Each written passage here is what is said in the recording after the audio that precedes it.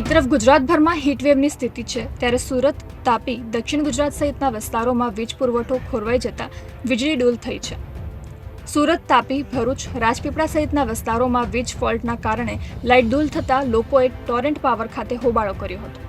જ્યારે ગેટકો અને LMU તરફથી મળેલા અહેવાલ મુજબ ઉકાઈ TPSના 4 યુનિટ ટ્રીપ થતાં 500 મેગાવોટ વીજ ઉત્પાદન ઘટ્યું હોવાનું સામે આવ્યું છે. 400 kV આસોજ લાઇન ટ્રીપ થવાને કારણે ગ્રીડમાં મોટી ખલેલ પહોંચી હતી. સમગ્ર મામલે સ્ટેટ લોડ ડિસ્પેચ સેન્ટર તેને ઉકેલવા માટે પગલાં લઈ રહ્યું છે.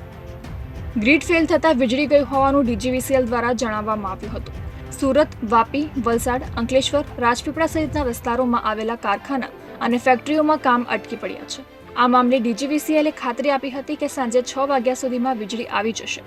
ઉલ્લેખનીય છે કે સર્જાયેલી વીજ મુશ્કેલીમાં ટ્રેન વ્યવહારને કોઈ અસર પડશે નહીં, કારણ કે ટ્રેનની વીજ લાઇન તદ્દન અલગ હોવાનું જાણકાર સૂત્રો દ્વારા જાણવા મળી રહ્યું છે.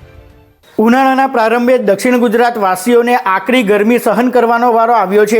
ઉકાઈ થર્મલ પાવર સ્ટેશન બેસી જતા સમગ્ર દક્ષિણ ગુજરાતમાં વીજ પુરવઠો ઠપ થઈ ગયો છે. ત્યારે લોકો જે છે તે ગરમીથી ત્રાહિમામ પોકારી ઉઠ્યા છે. સુરત, નવસારી, વલસાડ, ભરૂચ અને અંકલેશ્વર આ તમામ વિસ્તારોમાં જે વીજ પુરવઠો છે તે ઠપ થઈ ગયો છે. હોસ્પિટલ હોય કે હોસ્ટેલ હોય, જે શાળામાં અભ્યાસ કરતા બાળકો હોય, તેઓ જે ગરમી છે તો ગરમીથી ત્રાહિમામ પોકારી ઉઠ્યા છે.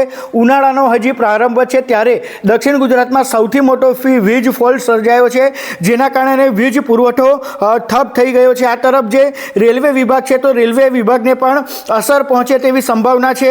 ભરૂચ રેલવેના સૂત્રોએ જણાવ્યું હતું કે જે વીજ પુરવઠો ઠપ થઈ ગયો છે તેના કારણે જે પેસેન્જર ટ્રેનો છે તેને કોઈ અસર નહીં થાય, પરંતુ ગુડ્સ ટ્રેનનું સંચાલન જે છે તે અટકાવવામાં આવી શકે છે. જે વીજ કંપનીના અધિકારીઓ છે તેમના દ્વારા જણાવવામાં આવ્યું છે કે આ જે સમારકામ છે તે સમારકામ પૂર્ણ કરતા હજુ 4 થી 5 કલાક લાગી શકે છે. ત્યારે સૌથી મોટો ફોલ્ટ ઉનાળાના પ્રારંભે સર્જાયો છે. તેના કારણે જે છે તે લોકો ગરમીથી જે છે તે ત્રાહિમામ પોકારી ઉઠ્યા છે. ઉકાઈ જે થર્મલ પાવર સ્ટેશન છે તે બેસી જતા આ જે પ્રશ્ન છે તે ઉદ્ભવ્યો છે અને કાળઝાળ ગરમીમાં લોકો શેકાવા માટે મજબૂર બની રહ્યા છે.